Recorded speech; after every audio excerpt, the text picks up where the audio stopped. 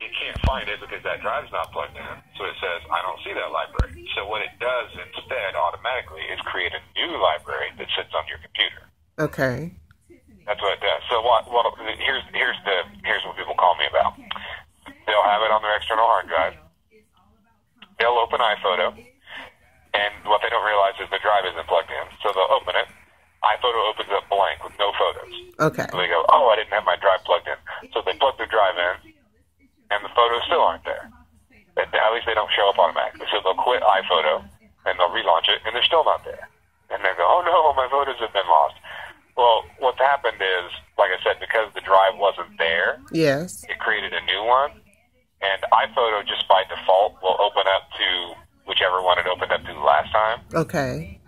So when you didn't plug the drive in and you opened it, it made this new one, and then you plugged your drive in, and then when you opened iPhoto again, well, it's going to still go back to this new one that it opened, which doesn't have any photos in it. It's just, there's a little trick. I can tell you a little trick to make sure it works properly. Oh, great, because I'll write that down. I'll show you right now. If you hold down on your keyboard the Option key. Option. Okay, and while you're holding Option down, come down here and click on iPhoto. Option and iPhoto. Yeah, so keep Option held down and click on iPhoto down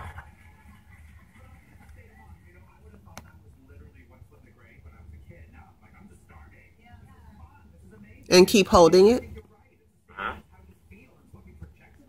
Okay, you see that? You can click on this window back here. Let go of Option. Yeah, now you can. Okay. Close this window too, it's in the way. So, what happens is, when you hold Option down, basically you're interrupting iPhoto's startup process. And what it's saying is, what photo library do you want iPhoto to use? Because you can have multiple. So, here's the thing. This is your default one that's on your computer. Okay. It tells you where it lives. It's on your computer, in your user folder, in the pictures folder, in iPhoto library. There it is. You can say other library. So, in other words, if you had it on this drive, yes, you could say other library and then just point to that drive and say, use this one. Oh. Like that. But before we do that, we would basically just have to move this library to the external drive, if you want to do that.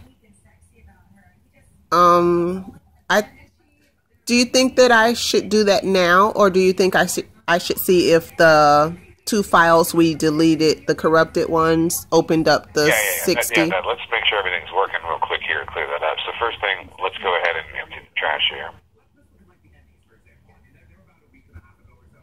You can. Oh, down there. I'm so sorry. I didn't see the circle. That's fine. And then just click that little empty right there. Fine. I think I can change. Let me see. I'll change to white. Maybe white's not super visible.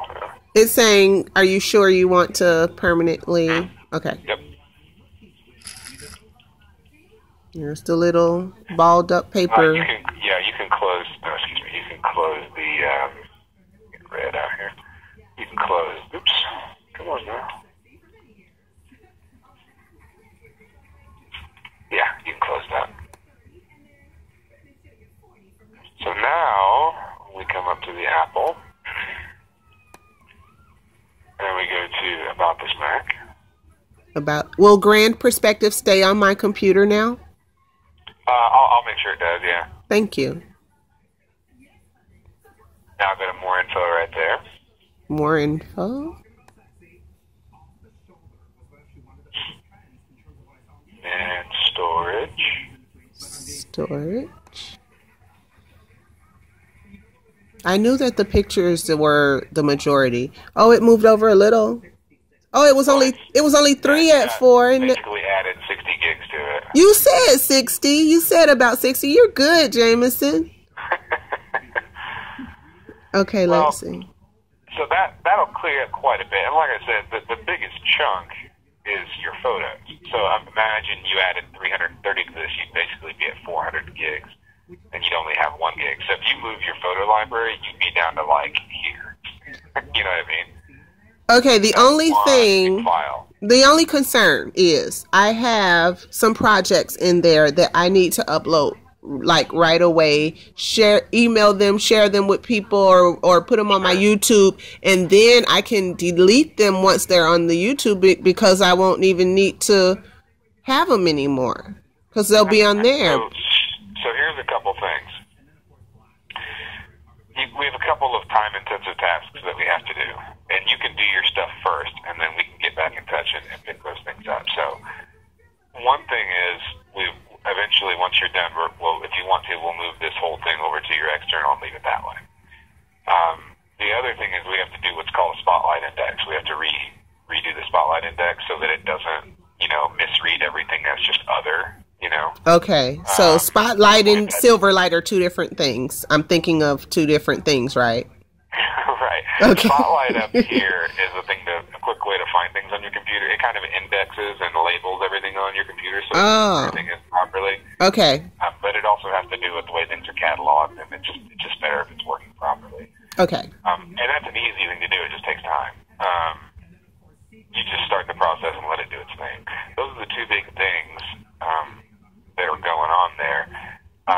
We can make sure Grand Perspective stays on here real quick. That's easy to do. Should I click? This. Okay. You say close? Yeah, you can close that. Okay.